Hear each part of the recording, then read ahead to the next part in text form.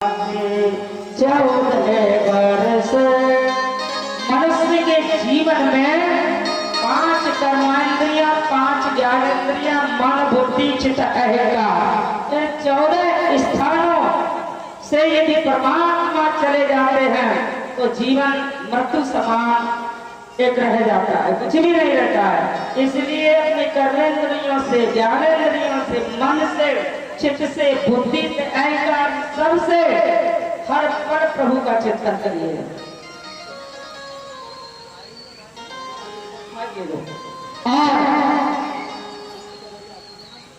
आज हरि की कृपा से जाकर के जय श्री राम है, जय श्री राम।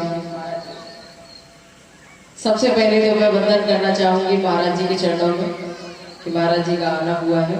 ये हमारे लिए परम सौभाग्य की बात है कि जिस दिन से हम लोग आए हैं उस दिन से महाराज जी यहाँ हाजिरी लगा रहे हैं और हम तो आज गए, आज जाके 1 घंटा वहां सोए, 1 घंटा यहाँ सोए। मतलब हम बता रहे हैं कि हमारे अंदर कितना एनर्जी लेवल है कि हम पहली बार ही गए, जाते ही खाके हम 1 घंटा वहां सो के आए हैं, 1 घंटा हम यहाँ आके सोए। ये हमारा इस उम्र में एनर्जी लेवल है। और हमारे महाराज जी जो कि आज 5वां दिन है, क्योंकि जिस दिन हम लोग आए थे उस दिन भी महाराज जी हमें यहाँ पहले से ही मिले थे। और पांडाल में तो महाराज जी का रोज आना नहीं होता है, लेकिन बाहर से ही निरीक्षण करके चले जाते हैं। आज फिर से महाराज जी का आगमन हुआ है, ये वाकई काबिल तारीफ है। और सभी लोग जोरदार तालियों से एक बार फिर महाराज जी का स्वागत करेंगे। और ठाकुर जी के दरबार में कुछ हमारे प्रिय भक्तों ने भेंट जो दी है वो इस प्रकार है। बाबूराम जी 100 रुपए, रमेश बेडिया जी आरा से 110 रुपए, गोपाल बेडिया जी आरा से 100 रुपए और कमला देवी जी हेदे बिल्ली से 1102 रुपए, भोला जी 100 रुपए। ठाकुर जी आपके भंडारे यूं ही भरे रखे, आपके घर में सुख समृद्धि प्रदान करे और आप ऐसे ही बढ़ चढ़कर ठाकुर जी के भंडारे में दान करें। और आज की कथा जो है मैं इस बीच में, क्योंकि बार-बार समय लेना सही नहीं है, इसी बीच में आज की कथा में आपको समझा दूं। ये जो नौका आपके सामने तैयार की गई है, मैं आप लोगों की कला के तो हम लोग जिस दिन से आए हैं उसी दिन से मुरीद हो चुके हैं। आप लोगों की जो हस्तकला है उसके हम लोग वाकई में मुरीद हैं पहले दिन से ही। जिस दिन से हम लोग आए हैं आप लोगों का जो सौंदर्य है, मैं शारीरिक सौंदर्य की बात नहीं कर रही हूँ, आपके जो आंतरिक सौंदर्य है, जो सजाने संवारने का, सजने संवरने का नहीं, सजाने संवारने का सौंदर्य है, उसके हम लोग तो पहले से ही मुरीद हो चुके हैं। और आपकी इस कला को हम प्रणाम करते हैं। क्यों? क्योंकि हम रामलीला वाले भी एक नॉर्मल सी पर्दा लेके चलते हैं।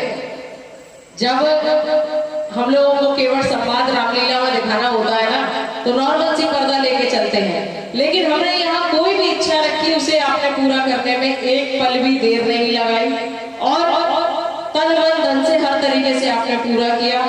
आज केवल संवाद की जैसे ही लीला थी, आपने उसमें भी एक नौका तैयार की जो बहुत सुंदर लगी। जब मैंने देखा तो मुझे बहुत अच्छा लगा।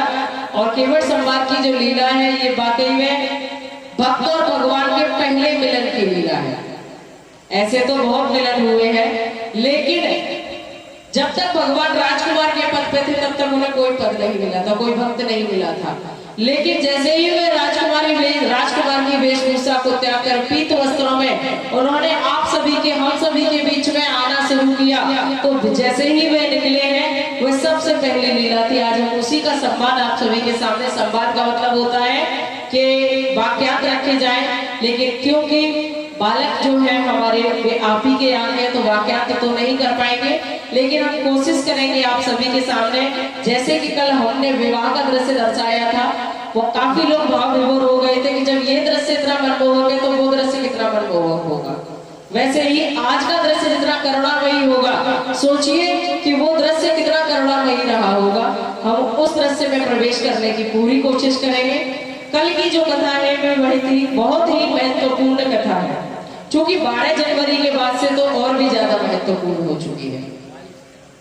22 जनवरी, क्षमा चाहूंगी, 22 जनवरी से 22 जनवरी के बाद से तो वो एक और भी ज्यादा महत्वपूर्ण हो चुकी है, क्योंकि हम लोग इस युग में लड़ाई ही लड़ रहे थे कि भगवान राम को कब राज्य मिलेगा, कब सिंहासन मिलेगा, कब उनको उनका स्थान मिलेगा। तो कल जो हमारी कथा है वह राज तिलक की कथा है। भगवान राम को कल राज तिलक होगा, उनको सिंहासन दिया जाएगा।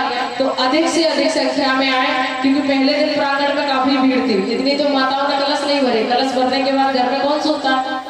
गलत बात है। आपने ईश्वर को निमंत्रण दिया, कलश को लेके आपने उनको निमंत्रण दिया, बुलाया आपने यहाँ। अब इन प्रधान कलशों को आपने भरा, कभी इनके आगे धूप दीप करने आए थे क्या? किन किन माताओं ने धूप दीप करने नित्य आ रही है सुबह शाम, ये बताइए। किन किन माताओं ने यहाँ पे कलश भरे हैं? जल लेने कौन कौन माताएं गई थी? आप लोग दीपक जलाने आती है सुबह शाम? झूठा झूठा कौन कौन यहाँ के? मैंने तो आज तक देखा ही नहीं। देवताओं को निमंत्रण देने के बाद यदि आप उन्हें भोजन नहीं दोगे तो आप उनसे फल प्राप्ति की उम्मीद कैसे कर सकते हो? आपके यहाँ यदि कोई अतिथि आएगा, उसको बुलाने के बाद यदि आप पानी नहीं पिलाओगे तो क्या आप उनसे अपने अभिवादन की उम्मीद करोगे या तिरस्कार की करोगे? तो ये गलत है। चलिए, सारे दिनों की माफी आपकी अंतिम दिवस में हो जाती है। आप लोगों ने कलश भरे हैं, जो भी माताएं बहनें, माता जी पैर समेटिए, गलत बात है। जो भी माताएं बहनें, मेरी बात ध्यान से सुने, हंसने का विषय नहीं है, बहुत ही गंभीर विषय है ये। जिन माताओं बहनों ने कलश भरे हैं या यहाँ मौजूद है वो भी, और जो नहीं है वो भी, वह अपनी सखियों से, जो आपकी सखी हैं जिन्होंने कलश भरे हैं, उन्हें भी इस बात को समझाएं कि कल अंतिम दिवस की कथा है आपकी। आपका कल यहाँ अंतिम दिवस का पाठ है। यहाँ सभी महिलाओं को यहाँ एकत्रित होना है और कोशिश करें कि सभी महिलाएं महाआरती के लिए अपने अपने घर से आरती का थाल जरूर लेकर आए, क्योंकि आपका निरर्थक जाता है। क्योंकि आपने देवों का स्वागत तो किया, हम तो चलो किराए के हैं, हम तो सुबह शाम हर हाल में बजाएंगे ही बजाएंगे। आप लोग तो आओगे नहीं तो भी हम आएंगे, लेकिन आपने निमंत्रण दिया है, आपने हमें निमंत्रण दिया, हम आए, हम अपना कार्य सुबह शाम कर रहे हैं। लेकिन देवों को भी तो आपने ही निमंत्रण दिया था। पूरे नगर का भ्रमण किया था कि नहीं किया था? ढोल ताशों से आपने भ्रमण किया, लेकिन उनके संध्या आरती या सुबह की प्रातः आरती में कौन आ रहा है दीपक जलाने, इन कलशों का पूजन करने? कोई नहीं आया। कल आपको अंतिम दिवस है, इन सब बातों पे विचार विमर्श करना है और अधिक से अधिक संख्या में आना है। और इसी के साथ मैं महाराज जी को 2 मिनट के लिए और समय देना चाहूंगी, महाराज जी का समय लेना चाहूंगी कि महाराज जी भी अपने शब्द रखें। उसके बाद हम कथा में प्रवेश करेंगे और कोई भी भगदड़ ना मचाए, ये मेरा निवेदन है आपसे, क्योंकि करुणा की कथा है, नाच गाने की कथा नहीं है।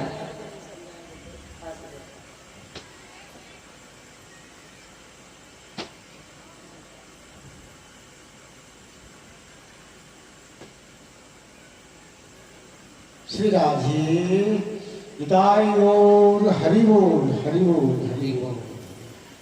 आपके 5 दिवसीय श्री राम कथा की आज चतुर्दशी है और एक एक लीला को अच्छी तरह से वर्णन किया जा रहा है समझने के लिए। तो एक हम सबको यह जानकारी दें कि कल भगवान राम का राज्याभिषेक होगा, उनकी वनवास पूर्ण होंगे और राज्याभिषेक के उत्सव सभी लोग बहुत अच्छे से मनाएंगे। तो 5 दिनों तक जो सभी कथा श्रवण करने वाले, कलश उठाने वाले जितने लोग हैं, कल के दिन एक विशेष उनकी 5 दिनों की राम कथा की आशीर्वाद के दिन है। कोई विधि के द्वारा व्यास की पूजन और पोथी का पूजन, जितने श्रोतागण हैं, जितने कलशयात्री हैं, सभी लोग क्रमश अपनी यह मंच पे आकर के और पोथी और व्यास का पूजा अपने हाथों से करेंगे।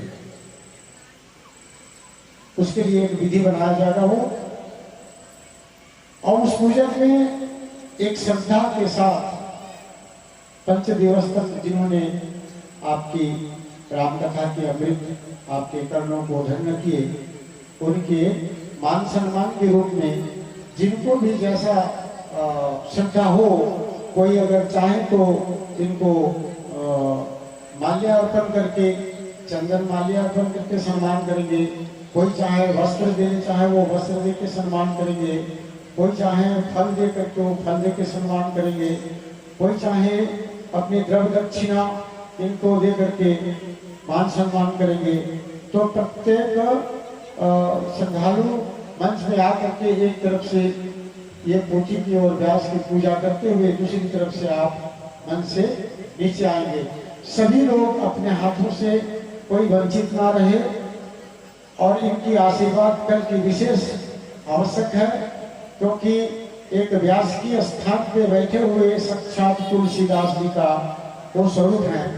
तो वो तुलसीदास जी हमारे मनोकामना पूर्ण करने के लिए आशीर्वाद दे, ऐसा भाव से प्रत्येक श्रद्धालु श्रद्धागण कलश यात्रीगण आके मंच में पूजन करेंगे। उसकी समय एक विशेष रूप से दिया जाएगा।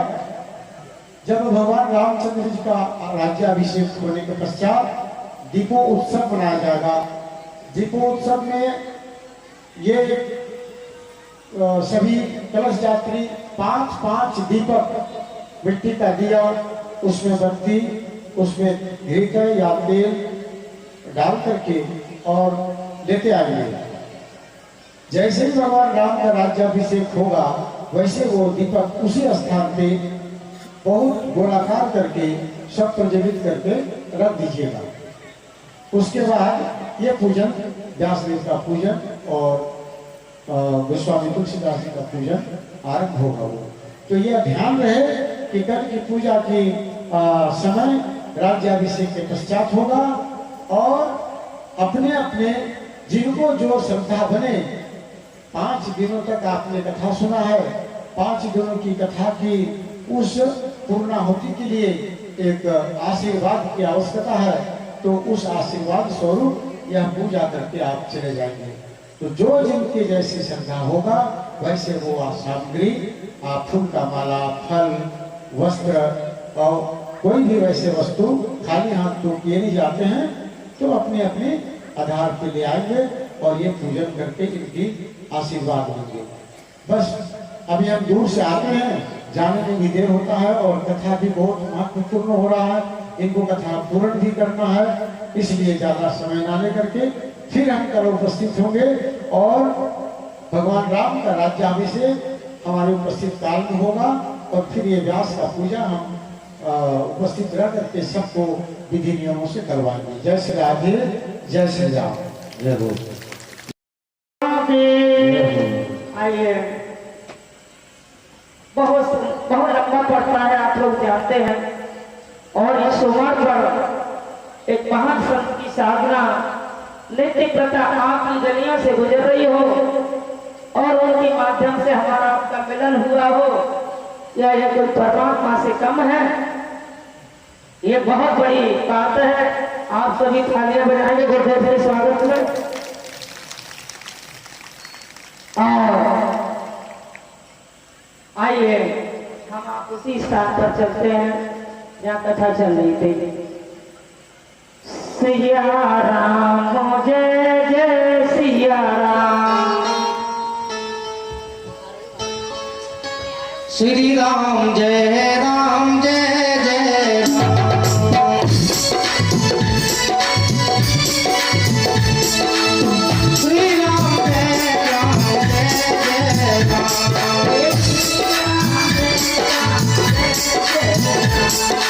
श्री राम जय राम जय जय राम,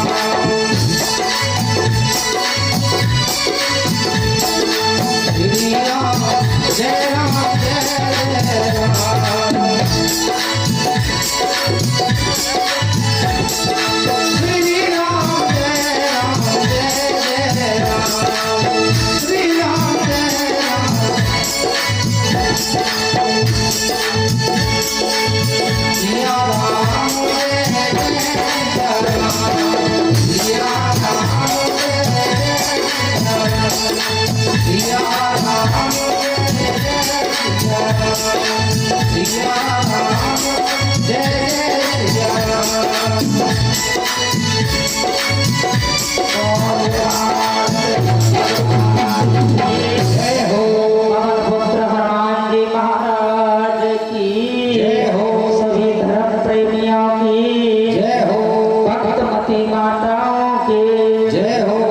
आइए।